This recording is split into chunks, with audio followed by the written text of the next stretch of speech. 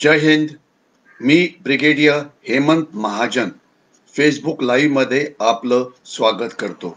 आज आपण ज्या विषयावरती बोलणार आहे तो विषय आहे की चीनची अर्थव्यवस्था एका गंभीर संकटामध्ये आहे आणि ही एक भारताकरता संधी आहे. कारण आपल्याला कल्पना आहे की चीनची अर्थव्यवस्था आपल्या 4 पट जास्त मोठी आहे. त्यामुळे त्यांच्या डिफेन्स बजेटला पुष्कळ पैसे मिळतात. त्यामुळे ते भारतावरती आक्रमण करू शकतात. म्हणून जर भारताला चीनचं आणि पाकिस्तानचं आक्रमण करून आक्रमणाला जर तोंड द्यायचं असेल तर आपली अर्थव्यवस्था चीनच्या अर्थव्यवस्थे एवढी मोठी व्हायला पाहिजे. त्याकरता मेहनत करण्याशिवाय आपल्याला कुठलाही उपाय नाही. तर आपण विश्लेषण करू की नेमकं चीनच्या अर्थव्यवस्थेमध्ये संकट काय आणि जास्त महत्वाचं भारताने करायला काय पाहिजे. त्याच्या आधी 3-4 मी इतर महत्वाचे मुद्दे घेईन जे गेल्या 2 दिवसामध्ये न्यूजमध्ये आहेत. एक तर कालच काश्मीरमध्ये एन्काउंटर झाला. त्यामध्ये 3 दहशतवादी मारले गेले आणि लगेचच काही ह्युमन राईट ऍक्टिव्हिस्टनी आरडाओरडा सुरू केला की हा एन्काउंटर खोटा होता आणि काही इंग्लिश वर्तमानपत्र, मी रिपीट करतो, काही इंग्लिश वर्तमानपत्रांनी हा एन्काउंटर खोटा होता अशा प्रकारच्या बातम्या आपल्या पेपरमध्ये दिल्या पहिल्या पानावरती. म्हणजे त्यांना बाकी कशाविषयी पर्वा नाही, परंतु जे खोटे आरोप केले जातात ते मात्र पहिल्या पानावरती देण्याकरता ही काही इंग्लिश पत्र ही नेहमीच तयार असतात. आणि गंमत अशी की आजच चीनने भारतीय वर्तमानपत्रांना दम दिलेला आहे, खास तर इंग्लिश वर्तमानपत्रांना. कारण भारताच्या ज्या इतर भाषा असतात, मराठी म्हणा किंवा इतर म्हणा, त्या चीनला एवढ्या कळत नाहीत, परंतु इंग्लिश त्यांना अर्थातच कळते. तर त्यांनी दम दिलेला आहे की तिबेट विषयी भारताने कुठलीही बातमी प्रकाशित केली जाऊ नये. आणि आपण येणाऱ्या दिवसामध्ये बघाल की ही वर्तमानपत्र जी सरकारचं ऐकत नाहीत ती आता तिबेट विषयी चीनच्या विरोधामध्ये काहीही लिहिणार नाही. कारण हे चीनला घाबरतात. कारण जर यांनी चीनचं जर ऐकलं नाही तर त्यांना जे ऍडव्हर्टिजमेंट्स चीनकडनं मिळतात ते मिळणार नाही. म्हणून ही वर्तमानपत्र ही नियतकालिक आपल्याला चीन विषयीच्या कुठल्याही उलट्या बातम्या कधीही त्या प्रकाशित करणार नाही. ही यांची लॉयल्टी आहे, ही यांची हिंमत आहे. स्वतःला इंडिपेंडंट म्हणवतात, परंतु चीन विरोधात लिहिण्याची यांची क्षमता ही फारच कमी आहे. याच्याशिवाय अजून एक महत्वाची बातमी की हे जे शेतकऱ्यांचं आंदोलन सुरू आहे याच्याविषयी थोडक्यात बोलायचं म्हटलं तर आंदोलनामध्ये काय व्हावं काय होऊ नये याच्याविषयी पेपरमध्ये भरपूर माहिती येते, तर त्याच्याविषयी मी बोलणार नाही. परंतु या आंदोलनामुळे देशाचं नुकसान किती झालं आहे हे मी आपल्याला सांगण्याचा प्रयत्न करीन. आपली जी आर्थिक न्यूजपेपर्स असतात त्यांनी दिलेल्या माहितीप्रमाणे दिल्लीचं रोज 3500 कोटी रुपयाचं आर्थिक नुकसान होत आहे. मी रिपीट करतो, रोज 3500 कोटी रुपयाचं नुकसान. आणि गेले 5 आठवडे हे आंदोलन सुरू आहे. तर यामुळे ज्याचं गणित चांगलं असेल त्यांनी 5 आठवडे म्हणजे जवळजवळ 35 दिवस, रोज त्याला 3500नी गुणा, तर किती कोटी रुपयाचं देशाचं नुकसान झालं आहे हे आपल्याला कळू शकेल. आणि हे फक्त डायरेक्ट नुकसान आहे. इनडायरेक्ट नुकसान अजून वेगळंच असतं. उदाहरणार्थ करोना किंवा चीनी व्हायरसमुळे आपली अर्थव्यवस्था आता वेगाने नॉर्मल परिस्थितीमध्ये येत होती, परंतु या भागामध्ये खास तर पंजाब, हरियाणा आणि दिल्लीमध्ये अर्थव्यवस्था चा वेग वाढायच्या ऐवजी तो कमी होईल. आणि त्याला जबाबदार कोण, तर हे अशा प्रकारची आंदोलनं. याच्याशिवाय याच आंदोलनामध्ये 1500हून जास्त जे जे टॉवर्स असतात मोबाईल कम्युनिकेशन करता त्यांना बर्बाद करण्यात आलं. एका टॉवरची किंमत ही अंदाजे 20 ते 30 लाख असते. तर यामुळे पुन्हा ज्याचं गणित चांगलं असेल, तर समजा जर 30 लाख आपण किंमत एका टॉवरची पकडली, अर्थात किंमत ही कमी जास्त होऊ शकते, कारण काही मोठी टॉवर्स असतात, काही लहान असतात. तर तो आकडा एक्झॅक्टली वर्कआउट करावा लागेल. परंतु रफली तर 30 कोटी रुपये आपण जर एका टॉवरची किंमत पकडली आणि जर त्याला गुणलं 1500 टॉवर्सनी, तर आपल्याला अंदाज येऊ शकेल की पंजाबचं किती नुकसान झालं आहे. म्हणजे टॉवर्स कोणी तोडली? पंजाबच्या लोकांनी. नुकसान कोणाचं होतं आहे? पंजाबच्या लोकांचं होतं आहे. आणि हे पण नुकसान 2 प्रकारचं असतं. एक नुकसान आहे डायरेक्ट, म्हणजे जे टॉवर बरबाद केलं त्याची बदली जर ज्यावेळेस करावी लागेल तुटलेल्या सामानाची, तर त्याची किंमत. तर ती त्याला डायरेक्ट कॉस्ट म्हणतात. परंतु इनडायरेक्ट कॉस्ट, आता बघा, आजकाल आपलं सगळा कारभार असतो हा ऑनलाईन होतो. इंटरनेट बंद पडतं, कम्युनिकेशन बंद झालेलं आहे. त्यामुळे जेवढा आर्थिक व्यवहार चालतो, जेवढा इतर व्यवहार चालतो, तो पूर्णपणे ठप झाला आहे. कारण आजकाल आपल्याला कल्पना असावी, की जवळ-जवळ 80 ते 85% लोकांचं बोलणं, व्यवहार हा मोबाईल कम्युनिकेशनवरती निर्भर असतो. लँडलाईन कम्युनिकेशनवरती हा प्रकार फारच कमी असतो. तर त्याच्यामुळे पंजाबच्याच लोकांनी पंजाबचंच आर्थिक नुकसान केलं आहे, इतर कम्युनिटीजचं नुकसान केलेलं आहे आणि टॉवर्स तोडल्यामुळे जी किमती वाढतील त्याकरता तेच जबाबदार आहे, ज्यांनी हे टॉवर्स तोडले. कोणी तोडले आहे याला शोधणं हे काम पोलिसांचं आहे. त्याच्याविषयी अनेक व्हिडिओज हे सोशल मीडियावरती व्हायरल होत आहेत. आणि याच्यामध्ये एक सर्वात इंटरेस्टिंग बातमी आपल्या समोर आली असेल, की हे टॉवर का तोडले? कारण ही जे रिलायन्स आहे किंवा जे अंबानी आहेत किंवा अडानी आहेत, ते आपल्या जमिनी विकत घेतील आणि आपल्याला बरबाद करतील, अशा प्रकारच्या अफवा या ठिकाणी पंजाबमध्ये आणि हरियाणामध्ये पसरल्या जात आहेत. आणि आपल्याला माहिती असेल, की अडानी किंवा अंबानी हे शेतीच्या बिझनेसमध्ये अजिबात नाहीत ॲज ऑन टुडे. तर त्याच्यामुळे अफवा कशा पसरल्या जाऊ शकतात याचं आपल्याला कळू शकतं. दुसरं, या लोकांना वाटलं, ज्यांनी बरबादी केली, की हे जे टॉवर्स आहेत ते जिओचे म्हणजे अंबानींचे टॉवर्स आहेत. ते थोड्या प्रमाणामध्ये नक्कीच खरं खरं होतं, परंतु त्या लोकांना हे माहिती नाही, की हे टॉवर्स मेंटेनन्स करण्याकरता अंबानींनी एका कॅनेडियन फर्मला हे विकले. म्हणजे एक कॅनडाची कंपनी यांनी 35,000 कोटी रुपये इतका खर्च करून हे सगळे टॉवर्स रिलायन्सकडनं किंवा अंबानीकडून हे विकत घेतलेले आहेत. तर त्याच्यामुळे हे जे नुकसान झालेलं आहे, हे कॅनडाचं नुकसान झालेलं आहे किंवा कॅनेडियन कंपनीचं झालं आहे. आणि आपल्याला आठवत असेल, की काही आठवड्यापूर्वी कॅनडाचे पंतप्रधान जस्टिन ट्रुडो यांनी भारताला एक नको तो ॲडव्हाइस दिला होता, की जे शेतकऱ्यांचं जे आंदोलन चाललं आहे त्यांचं ऐकावं. कारण त्यांना मतपेटीच्या राजकारणाकरता असं काहीतरी बोलणं हे गरजेचं होतं. आता ट्रुडोंना विचारा, की 35,000 कोटी रुपयेचं तुमच्या कंपनीचं नुकसान झालं, तर आता तुमचं यावरती काय म्हणणं आहे? हे नुकसान करणं तुमच्या मतीने अ, अ, एक डेमोक्रेसीची किंवा लोकशाहीची प्रक्रिया आहे का? अशा प्रकारचा हक्क कोणाला बंद करणाऱ्यांना आहे का? की जे सरकारी संपत्तीचं, प्रायव्हेट संपत्तीचं नुकसान करतात?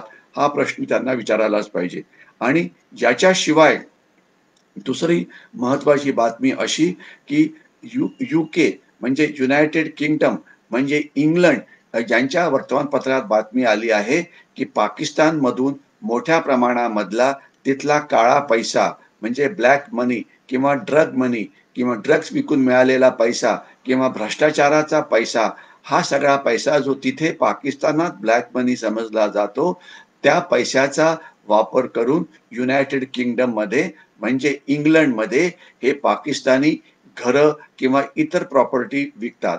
म्हणजे युनायटेड किंगडमचे किंवा इंग्लंडचे कायदे असे आहेत, की तो पैसा कुठल्या पद्धतीने आला याची ते पर्वा करत नाही. ते कोणालाही कुठल्याही पैशानी प्रॉपर्टी ही विकत घेऊ देतात. कारण त्यांना वाटतं, की पैसा काळा असो की पांढरा असो, जोपर्यंत तो इंग्लंडमधून बाहेर नाही येतो, त्यामुळे त्यांच्या अर्थव्यवस्थेला फायदा होतो. नैतिकता किंवा मोरॅलिटी याच्याशी आम्ही काय करायचं? तर याच्यामुळे नुकसान भारताला असं होतं आहे, की अनेक अशा दहशतवादी संघटना, मग त्या खालिस्तानी असो की इतर असो, ते आपला सगळा काळा पैसा इथे गुंतवत आहेत आणि नुकसान इथून मग तो पैसा इतरत्र पाठवला जातो. तर आपल्याला अर्थातच काय करावं लागेल, तर युनायटेड किंगडम आणि कॅनडाला सांगावं लागेल, की अशा प्रकारचा जो पैसा क्राईममधला तुमच्याकडे येतो आहे, तो थांबवायला पाहिजे आणि ज्यांनी आणला आहे त्यांना नक्कीच त्यांना कायद्याच्या अंतर्गत शिक्षाही केली जावी. आता मी पटकन येतो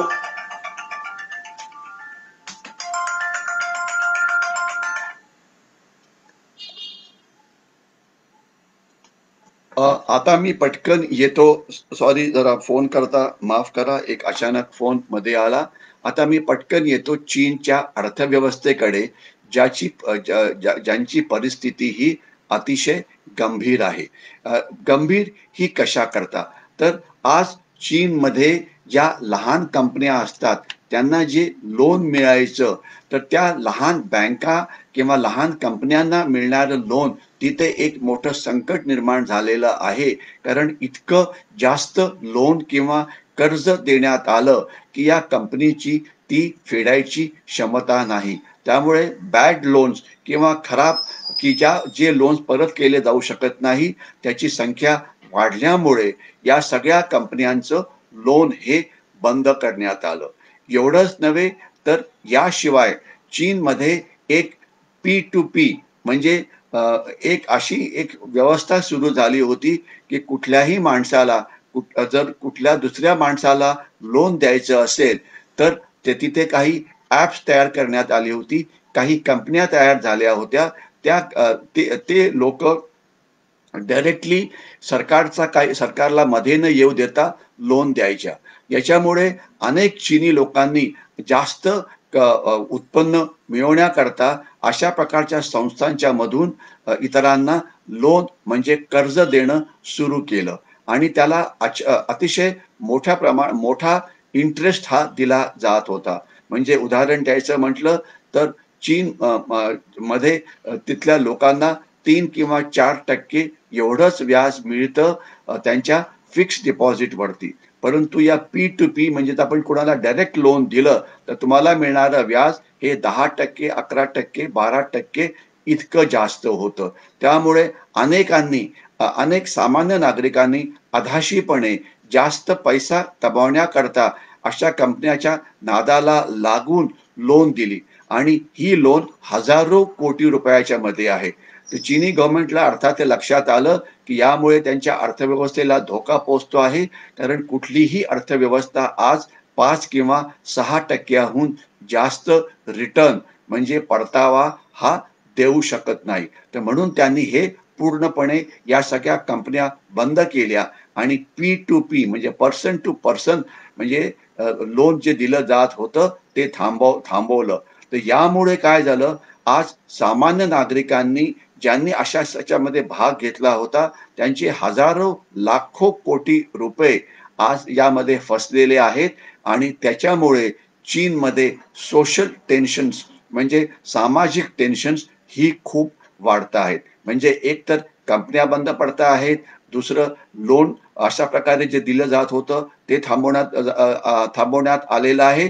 परंतु त्यांचा जो पैसा आहे, जो लोनमध्ये देण्यात आला, चीनी गव्हर्नमेंटनी हे जाहीर केलेलं आहे, त्यामधला फार तर 20 ते 25% पैसा हा परत त्या लोकांना मिळू शकेल. 70 ते 75% पैसा हा मिळणार नाही.